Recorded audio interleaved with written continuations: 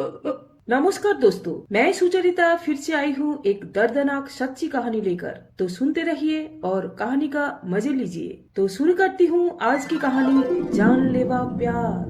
दोस्तों, मध्य प्रदेश का इंदौर में एक क्रिश्चियन परिवार था। वो था डिसूजा परिवार। पीटर उस परिवार में एक लौता लड़का था। उस परिवार में ज्यादा अमीरी तो नहीं था, पर सभी सदस्य ने पढ़ा लिखा था। इसलिए पीटर का पापा ने चाहता था कि पीटर इंदौर से इंजीनियरिंग का डिग्री लेकर कोई अच्छा कंपनी में जॉब करे। इस सिलसिले में पीटर इंदौर में एक नामी इंजीनियरिंग कॉलेज में एडमिशन लिया था और कुछ दिनों के बाद उसका परिचय हुआ इंदौर के आसपास रहने वाली श्रद्धा से। श्रद्धा एक किसान के बेटी थी। मिडिल क्लास होने के बावजूद भी श्रद्धा का पापा ने उसको हायर एजुकेशन देना चाहता था। श्रद्धा वहाँ पीजी में रहती थी। पीटर डिसूजा ने शांत स्वभाव का और कम बोलने वाला एक लड़का था और पढ़ाई में तेज तो नहीं था, पर श्रद्धा उससे बिल्कुल उल्टा था। बहुत ही हंसमुख, चुलबुली और पढ़ाई में तेज दिमाग वाली लड़की थी। सबके साथ बात करता था, दूसरों को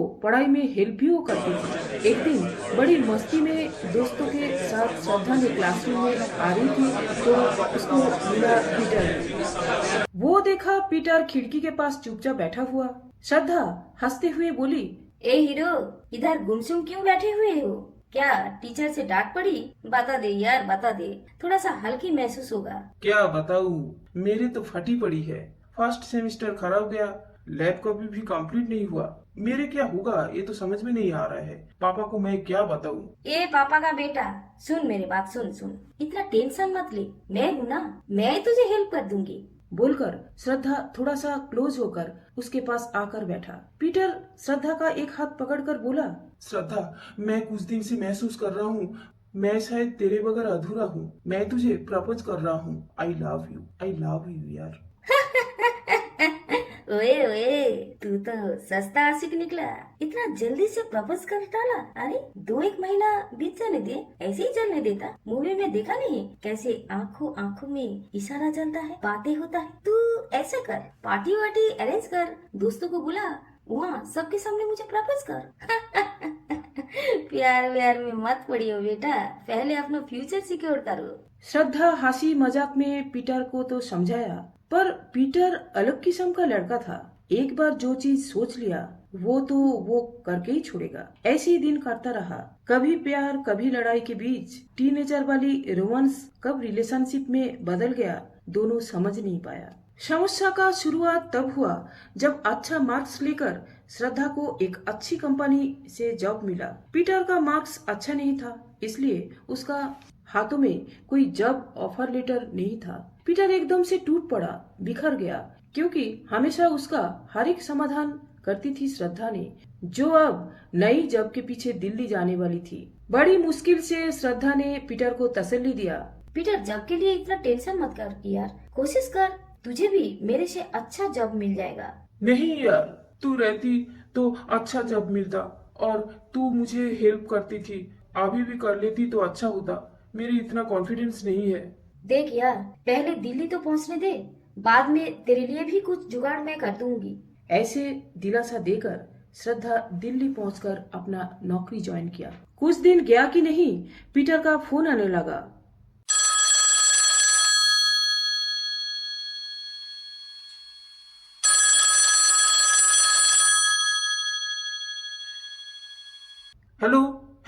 हेलो श्रद्धा, मेरे कुछ हुआ? क्या हुआ? तेरा रिज्यूम तो डाल दिया मैंने, पर बहुत सारे कंपनी में दिया, फिर भी कोई जवाब नहीं आ रहा है। तो टेंशन मत कर यार।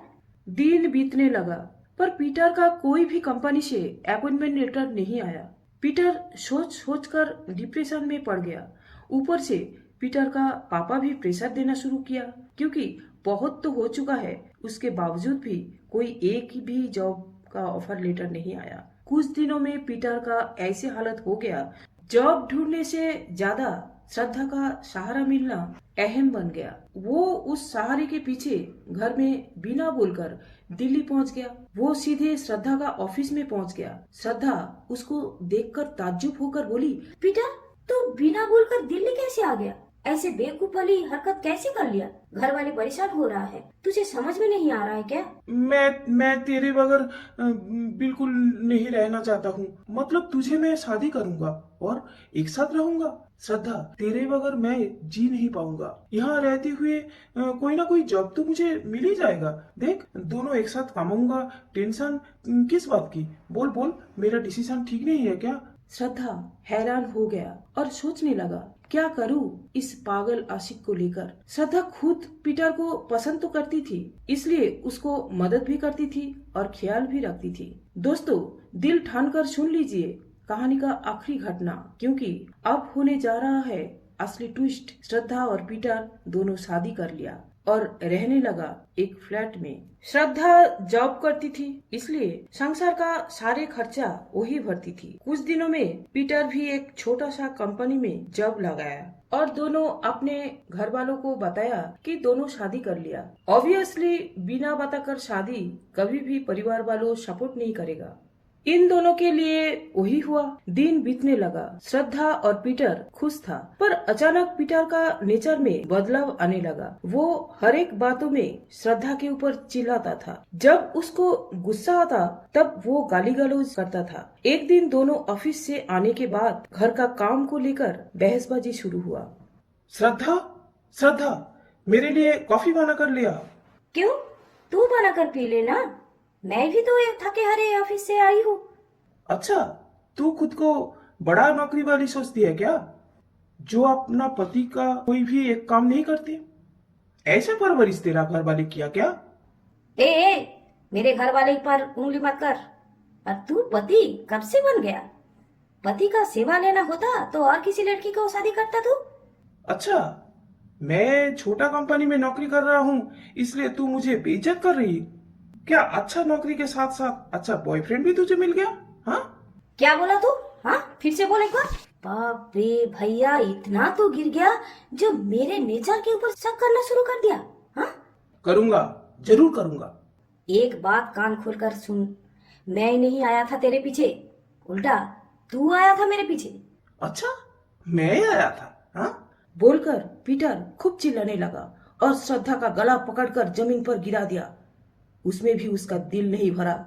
श्रद्धा का बाल खींचकर उसका थप्पड़ मारते हुए बोला, बोल बोल, बड़ा नौकरी वाली है। बोल, बड़ा नौकरी मिल गया कि घमंड आ गया? मुझे इग्नोर कर रही है तू? हाँ हाँ, बोल। लग रहा है। अरे छोड़ दे मुझे। नहीं छोड़ूंगा तुझे, आज तुझे मार ही डालूंगा मैं। गुस्से में पागल होकर वो किचन से रोटी बेलने का बेलन लेके आया और सिर में दमादम मारना शुरू कर दिया। 5-6 बार मारने के बाद श्रद्धा बेहोश हो गया और उसका नाक से खून निकलना शुरू हुआ। पर दोस्तों, श्रद्धा बेलन से मार खाकर बेहोश तो जरूर हुआ था, पर मरे नहीं थी। किस चीजों से श्रद्धा का मौत हुई थी, यही है कहानी का क्लाइमेक्स, जो कहानी का अंत में आप लोगों का पता चलेगा। आखिरकार वो श्रद्धा को मार कर ही छोड़ा। कुछ टाइम पीटर चुपचाप बैठे हुए थे। जब उसको होश आया कि उसका हाथों में श्रद्धा का मर्डर हुआ है, तब वो तुरंत फ्लैट का ताला बंद करके दुकान में बड़ा सा चाकू और चेन शा खरीदने के लिए गया। वापस आकर वो श्रद्धा का हर बॉडी पार्ट को टुकड़े टुकड़े करके काटा और छोटा छोटा पॉलीथिन में भरकर फ्रीज के अंदर रखा। ताज्जुब वाली बात है, ऐसे तो पीटर पढ़ाई में या जॉब के मामले में टेंशन लेता था, पर श्रद्धा को मर्डर करने के बाद उसका दिमाग बिल्कुल शांत हो गया था।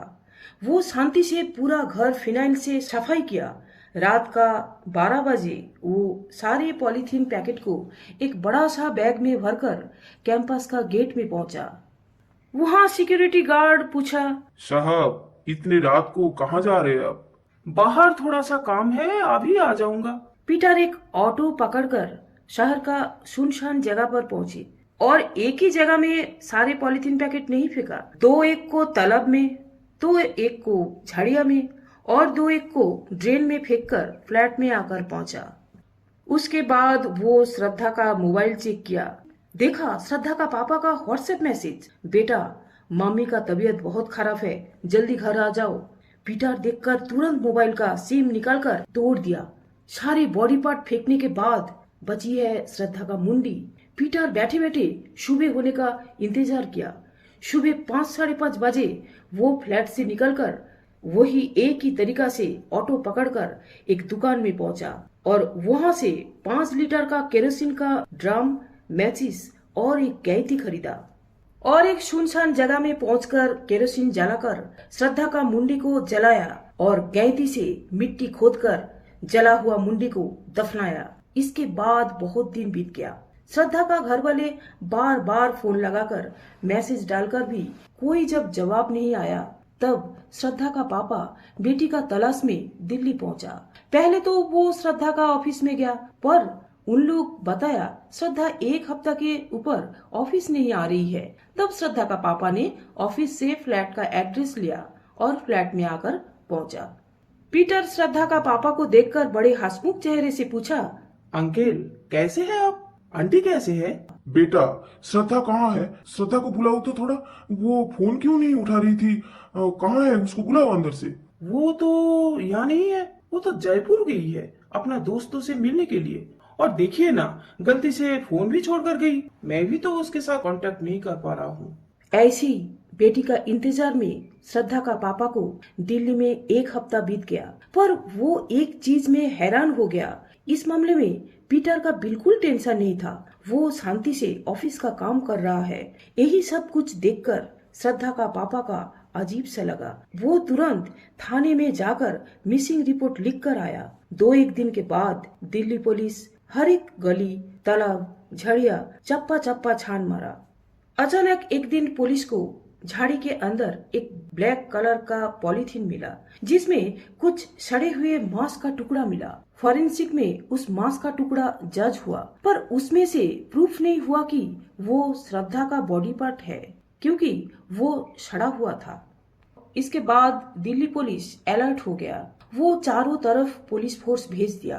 कुछ दिनों के बाद कई जगह में ऐसे ही थोड़ा थोड़ा बॉडी पार्ट वाला पॉलीथीन मिला, जैसे ड्रेन में मिला, हाथों का पंजे, तालाब के किनारे में पैर का टुकड़े, और आखिर में पुलिस का डॉग ने एक जगह में बहुत ही ज्यादा भौंकना शुरू कर दिया। वहाँ खोदकर मिला एक मुंडी का जला हुआ कंकाल। दिल्ली पुलिस जला हुआ मुंडी को और सड़ा हुआ मांस के टुकड़े से हड्डी निकलकर फॉरेंसिक में टेस्ट करने दिया, पर पूरा जला हुआ मुंडी से कोई डीएनए का जांच नहीं हुआ, क्योंकि पूरा जला हुआ कोई भी हड्डी से डीएनए प्रूफ नहीं होता। पुलिस का हाथों में सिर्फ वो सड़ा हुआ मांस का टुकड़ों का हड्डी मिला था। उसमें से डीएनए रिपोर्ट मिला, पर सिर्फ उस डीएनए प्रूफ नहीं हुआ वो बॉडी पार्ट श्रद्धा का था। दिल्ली पुलिस हैरान हो गया, केस सॉल्व नहीं कर पाया, तो ऑब्वियसली केस हैंडओवर हुआ सीबीआई के ऊपर। पर दोस्तों, किस्मत वाली बात है, उस टाइम कोलकाता से प्रमोशन होकर दिल्ली आया था मैसूर क्राइम ब्रांच ऑफिसर प्रतीक बख्शी सर ने। और दोस्तों, आप लोग तो सुना है ना मेरे बहुत सारे रहस्य कहानी में सर प्रतीक बख्शी का नाम। दिल्ली पहुंचकर प्रतीक सर ने अपना वफादार डॉग मिली को लेकर सारे एक्सपेक्टेड जगह इन्वेस्टिगेट किया, सारे केस हिस्ट्री स्टडी किया, फिर भी उनके पास कोई ठोस सबूत नहीं मिला। पर शांत दिमाग वाले इंसान है वो, इतना जल्दी केस से पीछे कैसे हटे? इसलिए प्रतीक सर ने पूरा पुलिस फोर्स लेकर उस फ्लैट एरिया को रेड किया। पुलिस बहने आवाज।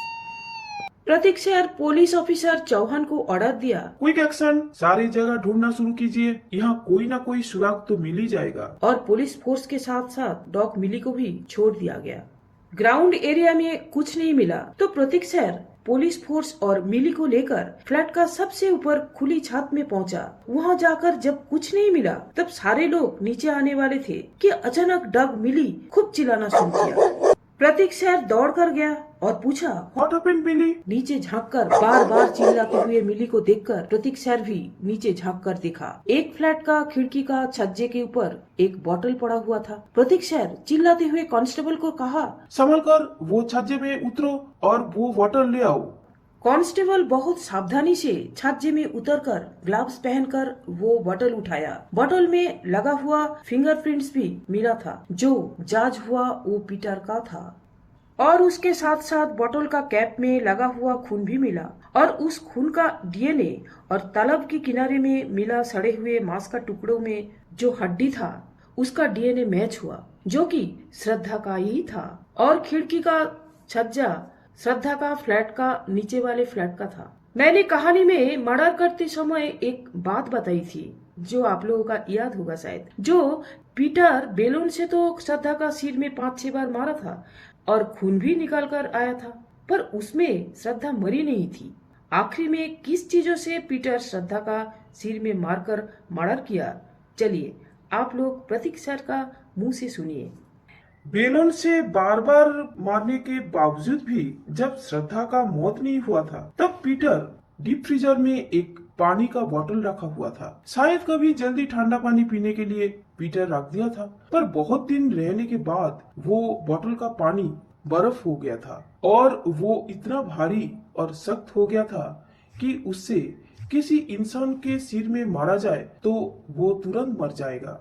और मारने के बाद पीटर खिड़की से बोतल फेंक दिया था। उसको पता था 2-1 घंटे के बाद बोतल का अंदर का बर्फ पिघल कर पानी हो जाएगा। पर बोलते हैं ना, सच कभी छुपाया नहीं जाता है। बोतल का कैप के ऊपर लगी हुई खून श्रद्धा का सिर का ही था। प्रतीक सर एक सांस में सारे बात कहकर और केस हल्प करके बहुत खुशहाल महसूस किया और जाते जाते ये कहकर गया, केस का अंदर ही केस का सुराग रहता है। तो दोस्तों सुन लिया ना, एक कैसे दर्दनाक कहानी था। इसलिए बड़े बूढ़ों ने एक बात बोलता है, बेटा इश्क में मत पड़ियो, प्यार होता है जानलेवा। फिर से एक ही बात बोलूंगी, कहानी को लाइक शेयर सब्सक्राइब के साथ साथ बेल नोटिफिकेशन दबाना मत भूलिएगा।